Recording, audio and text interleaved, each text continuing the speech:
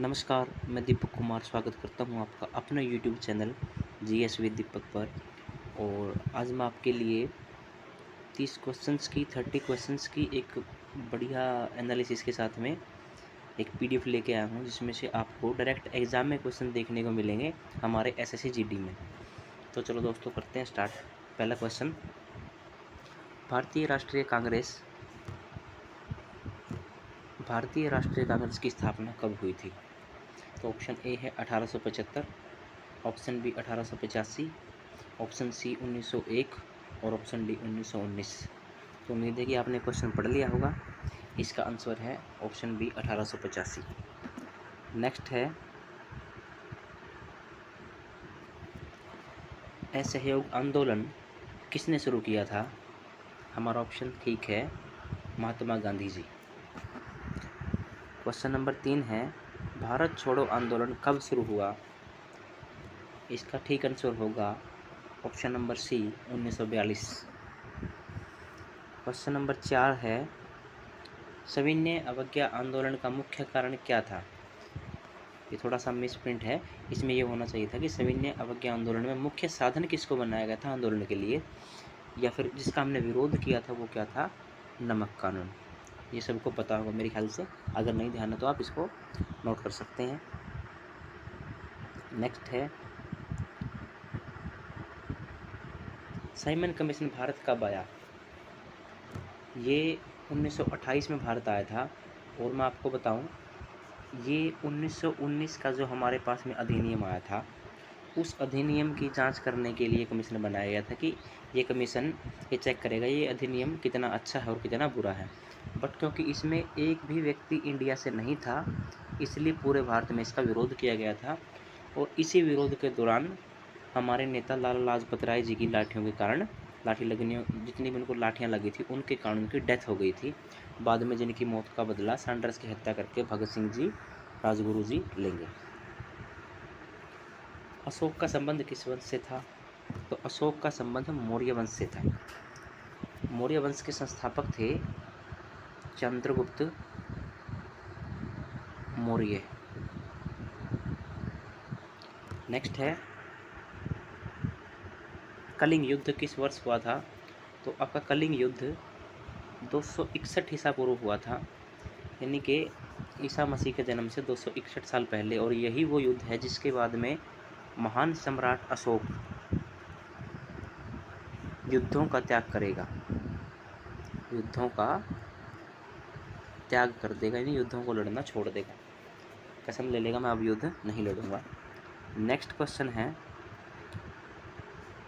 कनिष्क के समय चौथी बौद्ध संगीति कहाँ हुई थी? तो ये हमारी हुई थी कश्मीर में। अगर डायरेक्ट पूछ ले कहाँ हुई थी, प्रॉपर कोई एग्जाम में मतलब प्लेस पूछ ले, तो आपने लिखना है या आपने ध्यान रखना है कुंडलवन। क्या है? कुंडलवन। नेक्स्ट है,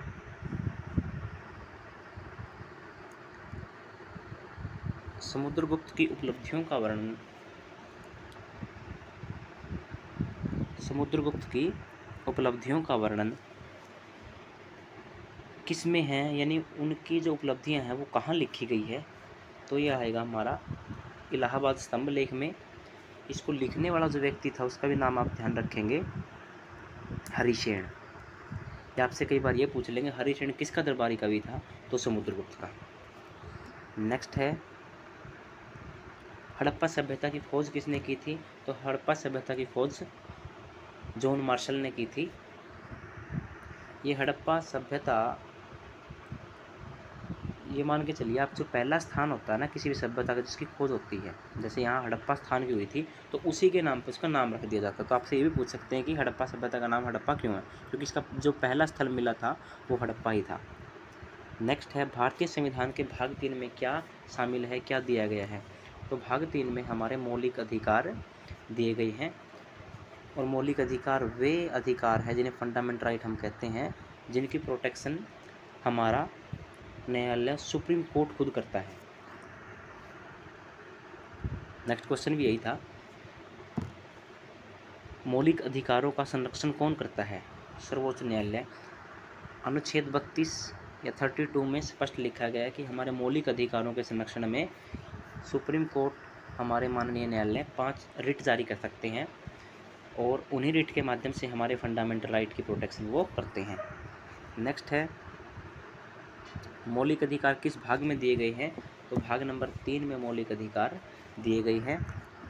नेक्स्ट है कितने मौलिक अधिकार मूल रूप से दिए गए थे, तो मूल रूप से हमारे संविधान में 7 मौलिक अधिकार थे, लेकिन अब जो हमारे संविधान में मौलिक अधिकार हैं वो हैं 6।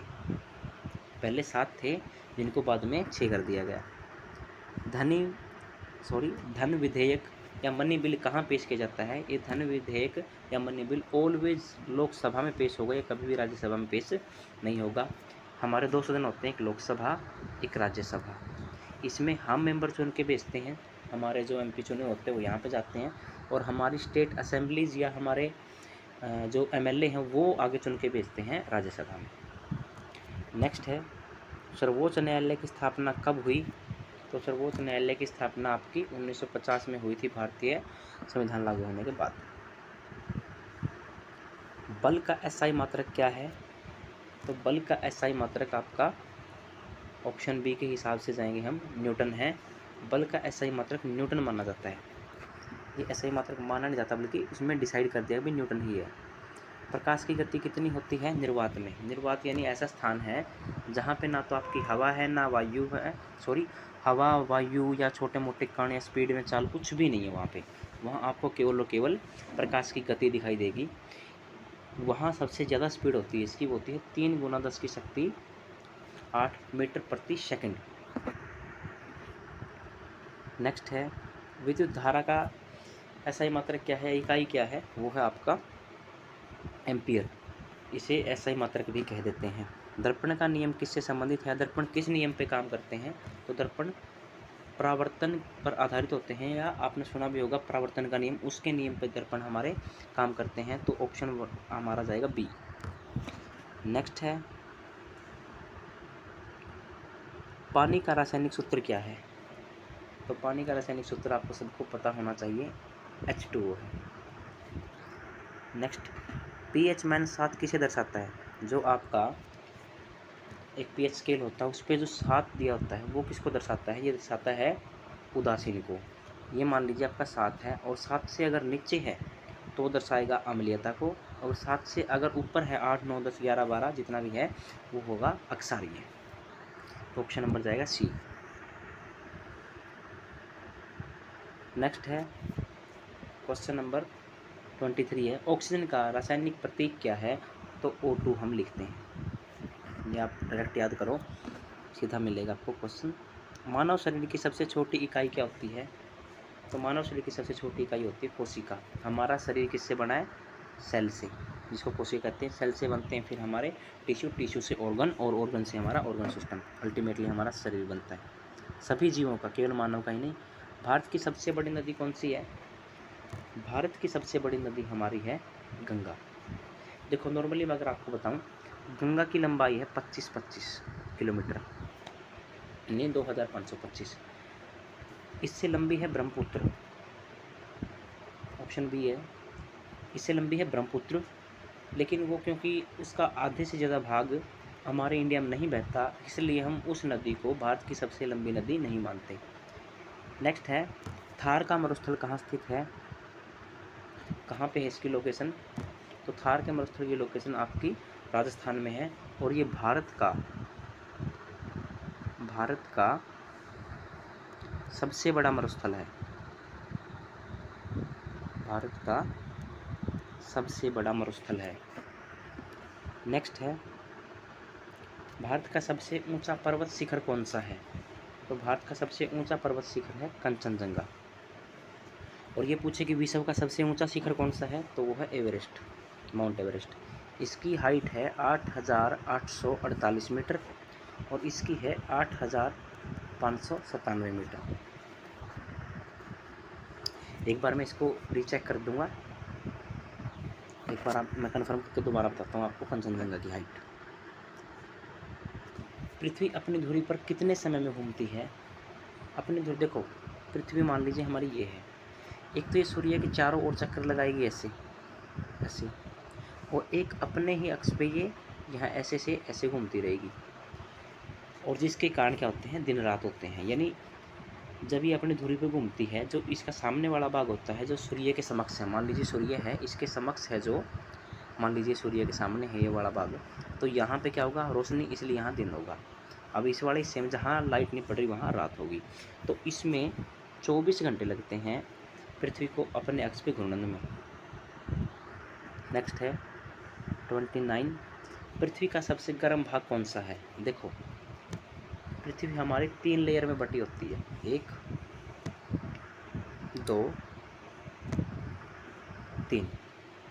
सबसे ऊपरी जो भाग होता है इसको हम बोलते हैं क्रस्ट। ये जैसे दिया भी ऑप्शन नंबर ए में डाल रखा है जो क्रस्ट। जो दूसरा भाग होता है इसको हम बोलते हैं मेंटल, और जो तीसरा भाग होता है इसको हम बोलते हैं कोर। और कोर में भी 2 कोर होते हैं, एक आपका बाह्य कोर और एक आपका आंतरिक कोर। और आंतरिक कोर के ऊपर इन सब लेयर्स का दबाव होता है, इन सब परतों का दबाव होता है, इसलिए ये लेयर बिल्कुल कठोर होगी, घना भाग होगा, और सबसे गर्म भी यही होगी, क्योंकि इतनी गर्म, इतनी ऊपर से प्रेशर आने के बाद, तो इतना दबाव आने के बाद तो कोई भी चीज़ गर्म हो ही जाती है। तो आंतरिक कोर इसका उत्तर आएगा। नेक्स्ट है, इसरो द्वारा हाल ही में किस मिशन ने चंद्रमा के दक्षिणी ध्रुव पर सफल लैंडिंग की है। तो हमारा उत्तर आएगा यहाँ चंद्रयान 3। ठीक है, इसरो द्वारा जो मिशन भेजा गया था उसका नाम था चंद्रयान 3। अब देखते हैं इसमें क्या है। चंद्रमा के दक्षिण ध्रुव पर सफल लैंडिंग करने वाला चंद्रयान 3 हमारा यान था। तो उम्मीद है कि दोस्तों आपको वीडियो पसंद आई होगी। जो मैंने आपको 30 क्वेश्चन करवाए हैं, ये हमारा प्रैक्टिस सेट 1 था। अगर आप ऐसे ही क्वेश्चन की श्रृंखला चाहते हैं तो आप कमेंट में लिखिए पार्ट 2 या फिर प्रैक्टिस सेट 2। मैं आपके लिए ऐसे ही 30 क्वेश्चन की श्रृंखला फिर लेके आऊँगा, और ऐसे 30 करके हमारे लगभग 150 से 200 क्वेश्चन 5-6 दिन में हो जाएंगे। और वो क्वेश्चन मैं आपको श्योर कह सकता हूँ कि इन क्वेश्चंस में से आपको कम से कम 10 से 12 क्वेश्चन वहाँ पे मिलेंगे। और उम्मीद है कि आपको वीडियो पसंद आई होगी और आपने चैनल को सब्सक्राइब कर लिया होगा। धन्यवाद।